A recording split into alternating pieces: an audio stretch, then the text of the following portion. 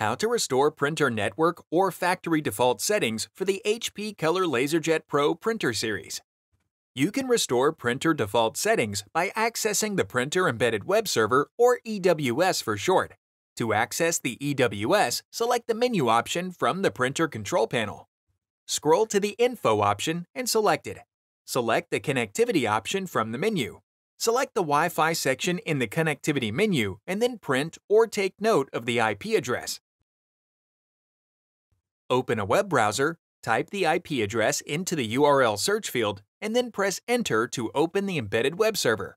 If prompted that the connection is not private or that accessing the website might not be safe, select the option to continue or proceed to the website. Accessing this website will not harm the computer. To restore the system settings back to default, expand the General menu on the left-hand side and select Restore Default Settings. Type your password or PIN into the window that appears and click Sign In. Expand the Restore Network Settings section and toggle the Restore Network Settings switch to enable it.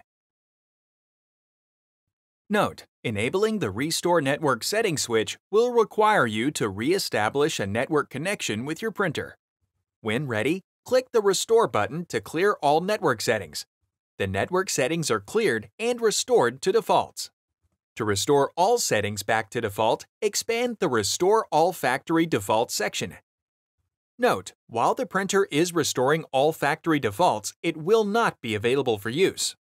Restoring factory defaults will require you to set the printer up again with your computer and network. When ready, click the Restore button and then wait for the printer to return to a ready state. The printer settings are cleared and restored to factory defaults. Click the Playlists tab in YouTube to find HP videos in other languages, and search our channel to find official HP support videos.